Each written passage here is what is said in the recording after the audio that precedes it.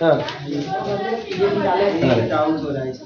एक मिनट पहुंच रहे हैं। अरे कल गॉसियन इंटीजर वाला क्वेश्चन हुआ था ना कि गॉसियन इंटीजर का जो सेट होता है वो यूक्लिडियन डोमेन बनाता है। यही अब आगे क्वेश्चन एक लिखिए आप।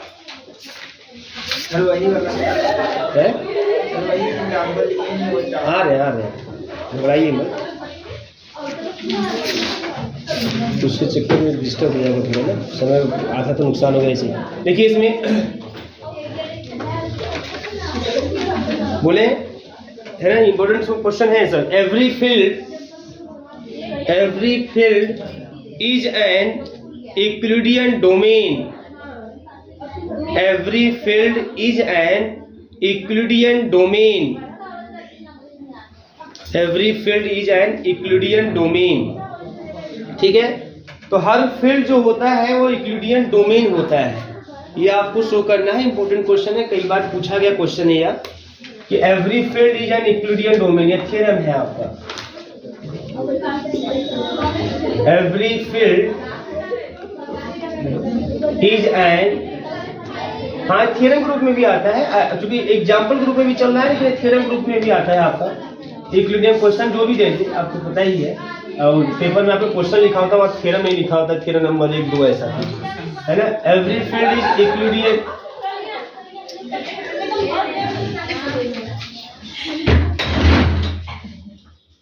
हम मार के भगा देंगे, बता दे रहे हैं सलमान की बात में। छोटे बच्चे को कॉलेज में दिखाओ आप लोग।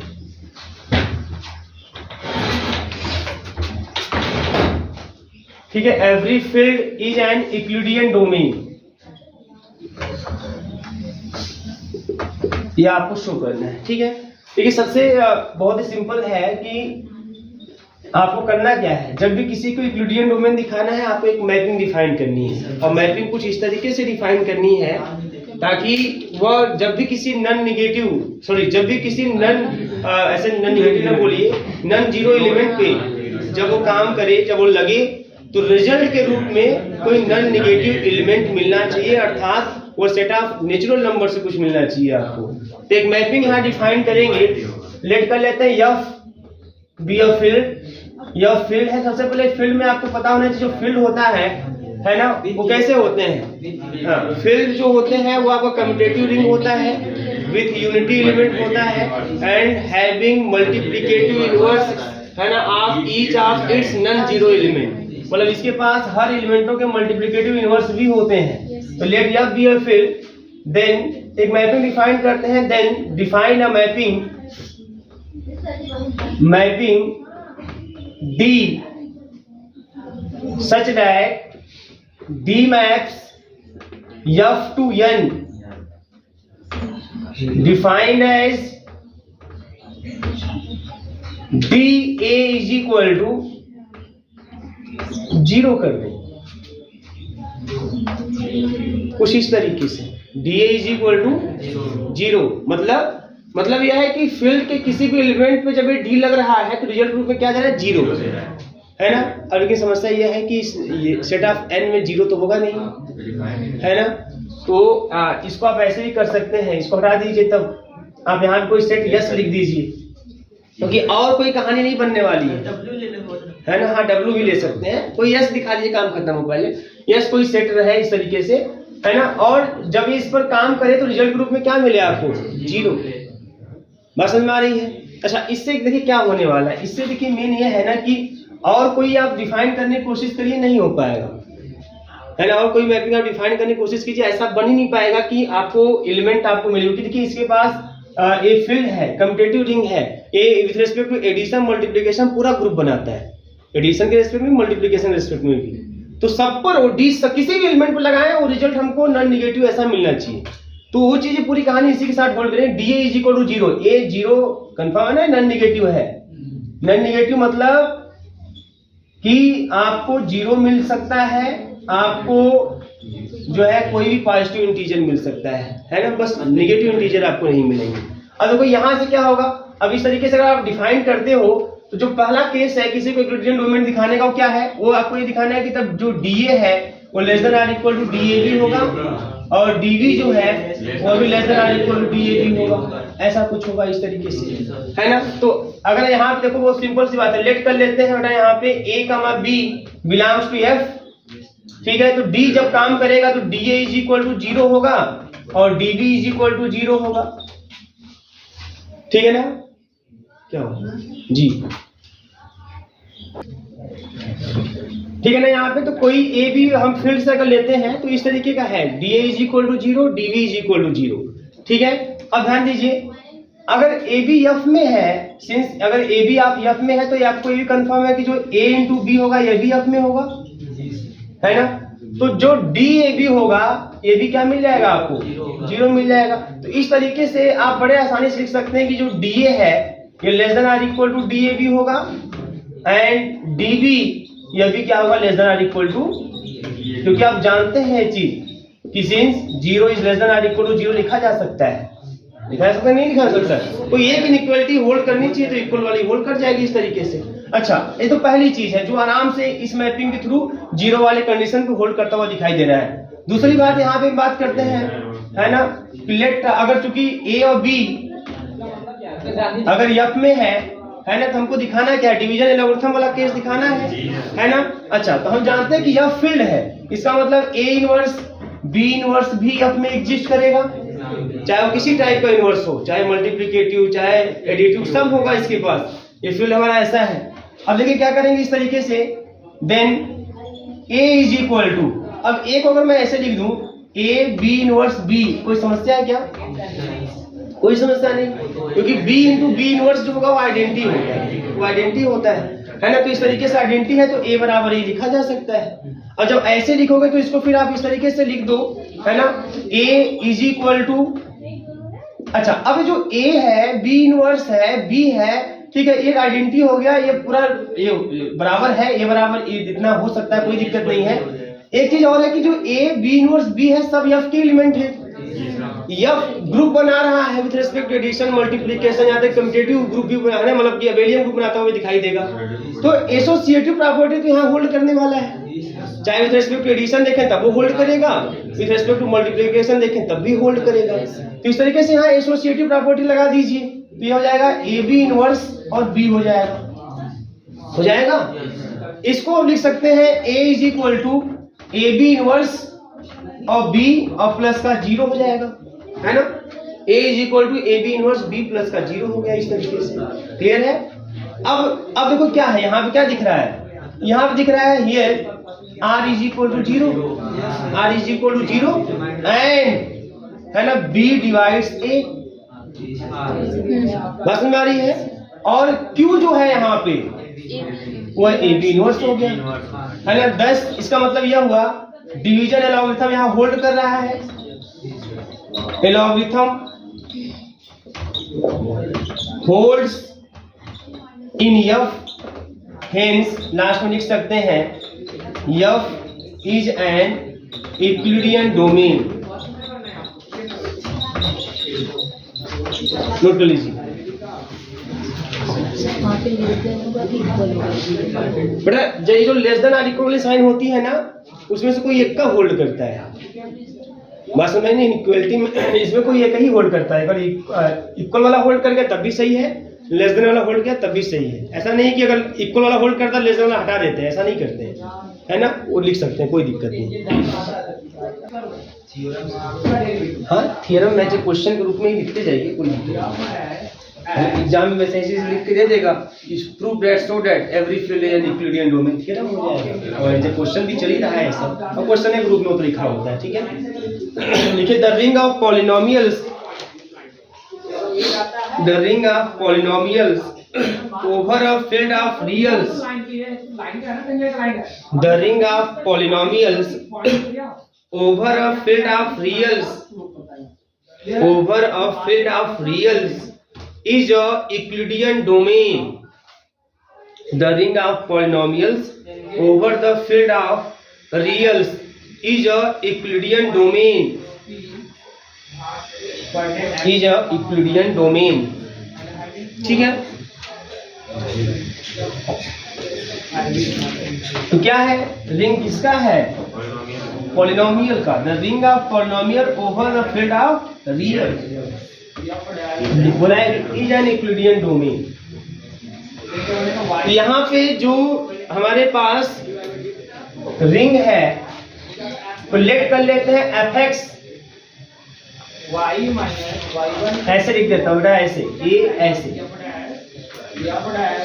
ठीक है, ये डिनोट कर, let fx be the ring of, इसको इस से दिखा रहा हूँ बस, ring of polynomial over the field of real, यही है आपके पास। हमको दिखाना है कि जो इस तरह का जो रिंग है, जो पॉलिनोमियल का रिंग है, यह यूक्लिडियन डोमेन है। तो एक मैपिंग डिफाइन करते हैं, ठीक है। We have to show that, हमको यहाँ ये शो करना है, show that fx is an Euclidean domain, यह यूक्लिडियन डोमेन है। देन डिफाइन करते हैं एक मैपिंग किस तरीके का, ताकि यहाँ के किसी भी नन जीरो पॉलिनोमियल पे जब वो लगे तो रिजल्ट के रूप में कोई नन नेगेटिव इंटीजर हमें मिले। And define a mapping D maps fx to s, है ना। यस क्या है, it is the set of, ऐसे लिख दे रहा हूं बगल में, ये non zero, so non negative, it is the set of non negative element. ये यस जो मैं लिख रहा हूँ, यह set of non negative element है, नन नेगेटिव इंटीजर भी कह सकते हैं, कोई समस्या नहीं, ठीक है। एज डिफाइंड एज, कैसे डिफाइन करता हूँ भैया, यहाँ सब पॉलिनोमियल है, देखिए पॉलिनोमियल का जो सेट होता है ना, पूरा रिंग बनाता है। किसी दो पॉलिनोमियल जोड़ेंगे, एक पॉलिनोमियल ही मिलने वाला है, एसोसिएट कराइए बराबर ही मिलेगा आपको, है ना। हर पॉलिनोमियल का जो है एडिटिव इनवर्स भी मिलेगा, बस सबका नेगेटिव नेगेटिव ले लीजिए काम, जैसे 2x, ऐसे x स्क्वायर प्लस का 2x है तो माइनस x स्क्वायर माइनस का 2x भी है, जोड़ दीजिए, जीरो आ जाएगा आपका, है ना। तो यहाँ पे उसके बाद आपको यहाँ पे विद रिस्पेक्ट टू मल्टीप्लिकेशन, दो पॉलिनोमियल गुणा करेंगे फिर पॉलिनोमियल मिलने वाला है। मल्टीप्लिकेशन के रिस्पेक्ट में एसोसिएटिव प्रॉपर्टी भी होल्ड करेगा, है ना। मल्टीप्लिकेशन एडिशन में डिस्ट्रीब्यूटिव होता है, डिस्ट्रीब्यूट तो करवे करते हैं ना आप लोग, एक्स स्क्वायर बाहर है, ब्रैकेट में x प्लस 5 ऐसा है तो बाई वैसे गुणा ही तो करते हैं, है ना। तो ये सब कुछ दिखाई देगा, पूरा रिंग बनाता है ये, ठीक है ना। तो यहाँ डिफाइन करते कुछ इस तरीके से, जब d जब यहाँ के किसी भी पॉलिनोमियल पे लग रहा है तो मान लीजिए fx लिख दे रहा हूँ, fx पॉलिनोमियल है यहाँ का, है ना। तो d जब यहाँ किसी पॉलिनोमियल पे लगेगा तो रिजल्ट जो है वो इस तरीके से दे रहा है, degree of fx, degree of fx। अब किसी पॉलिनोमियल की डिग्री नेगेटिव होती है क्या, है ना, जब भी होगी आपको नन नेगेटिव के रूप में दिखाई देगा। अगर जीरो पॉलिनोमियल होगा तो जीरो होगा, है ना, या जीरो के रूप में बोला जाएगा, कोई मतलब नहीं वहां पे, और मतलब जो भी दिखाई देगा वो आपका नन नेगेटिव इंटीजर के ही रूप में आपको, है ना, नन नेगेटिव एलिमेंट है इंटीजर दिमाग में रहे आपके, उसी के रूप में आपको दिखाई देगा। डिग्री के रूप में मैंने डिफाइन कर दिया कि dfx जब लग रहा है, d किसी भी पॉलिनोमियल लग रहा है तो हमें रिजल्ट ग्रुप में उसकी डिग्री मिल रही है, रिजल्ट ग्रुप में उसकी डिग्री मिल रही है ना। डिग्री निकालो, सबको पता है, तो क्लास 6-7 मिनट से कहानी चलती आ रही है ना। तो चलिए अब देखो बहुत ही सिंपल है, तो क्या क्या करना है यहाँ पे, अब हमको दिखाना है, पहला केस ये दिखाना है कि जो dfx होगा, मान लीजिए दो हम पॉलिनोमियल लेते हैं fx और gx, तो हमें दिखाना होगा dfx इज लेस देन और equal to dfx into gx, और इसी तरह से दिखाना है dgx इज लेस देन और equal to dfx into gx, है ना। तो बहुत ही सिंपल, तो हम लेट कर लेते हैं यहाँ पे fx and gx belongs to fx, दो पॉलिनोमियल हम यहाँ पे ले लेते हैं, कंसीडर कर लेते हैं, और तो कंफर्म है कि भाई पॉलिनोमियल है, रिंग पूरा बना रहा है, रिंग ऑफ पॉलिनोमियल है, तो fx इनटू gx भी इसके पास होगा, इसमें भी कोई समस्या नहीं है ना।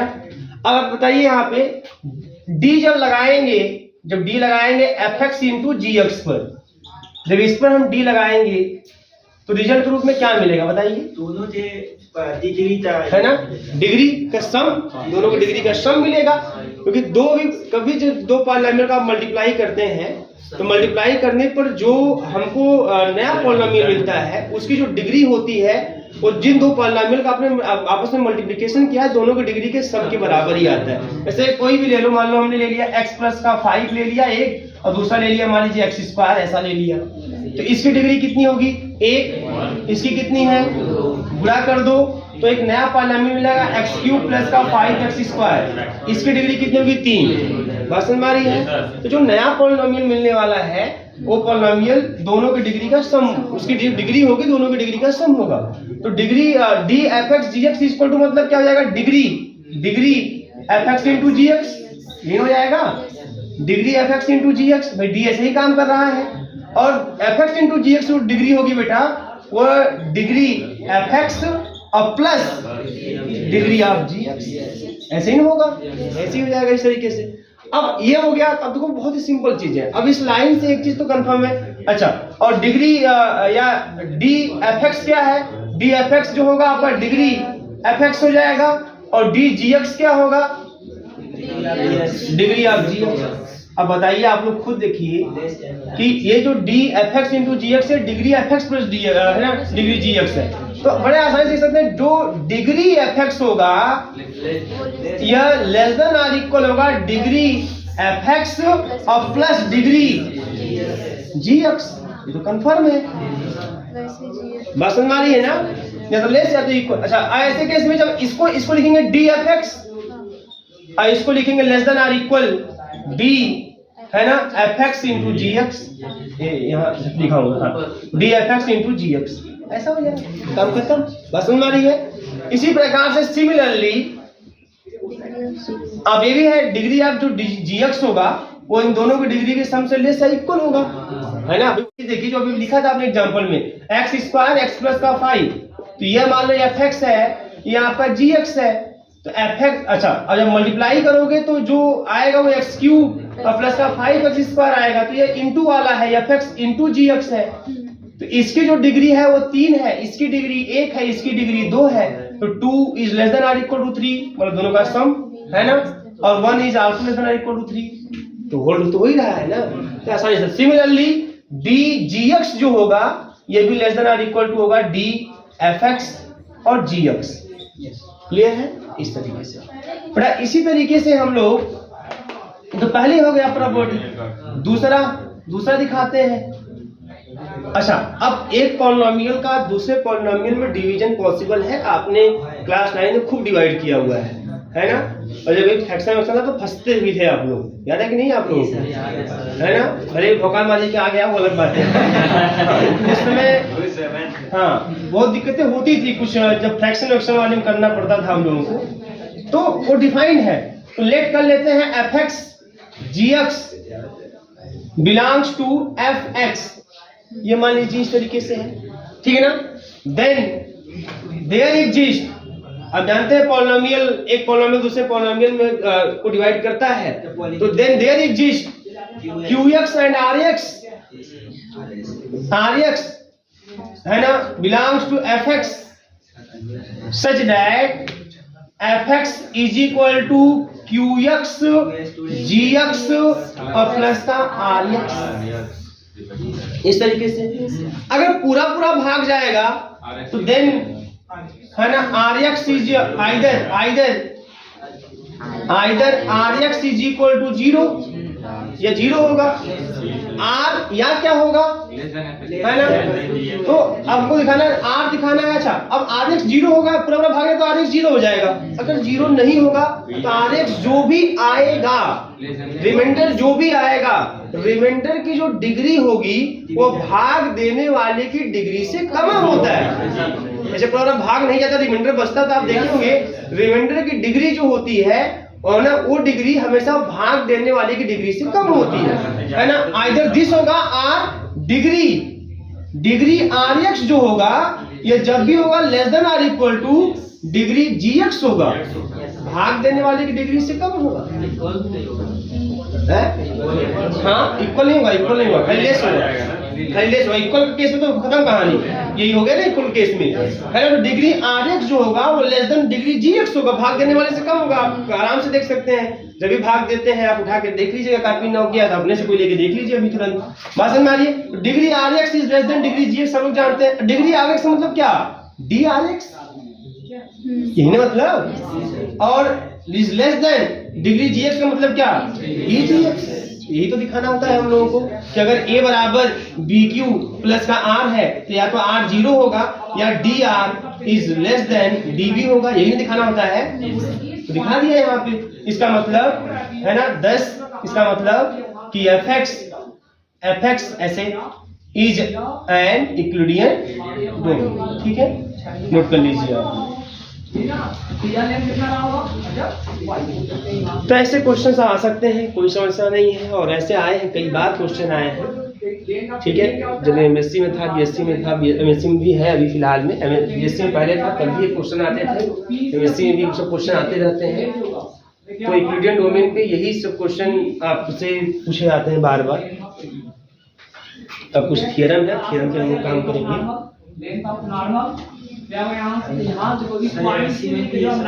हाँ, पढ़ना है आपको, आगे अलजेब्रा मिलेगा, फिर कई बार मिलेगा, 2-3 बार मिलेगा आपको अलजेब्रा, रियल, ये सब मिलेंगे।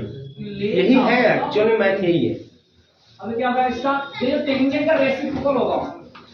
आप लोगों को एक होमवर्क में दे देता हूँ और आशा करूंगा कि आप करेंगे। शो डैट,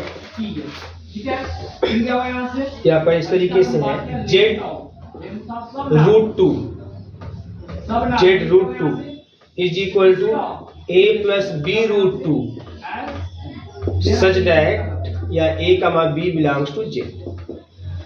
इसको शो करना है इज एन यूक्लिडियन डोमेन, और ये पूरा गॉसियन इंटीजर की तरफ होगा, पूरा का पूरा उसी तरीके से आप करेंगे। क्योंकि यहाँ पे भी जो ए बी और जेड में है, वहाँ आई का मैटर था, यहाँ वही जगह पे रूट 2 का मैटर है ना। तो पूरा गॉसियन इंटीजर की तरफ होगा, और हम आशा करें गॉसियन इंटीजर वाला आप लोग समझ गए होंगे कल, और घर पे रिवीजन भी किए होंगे।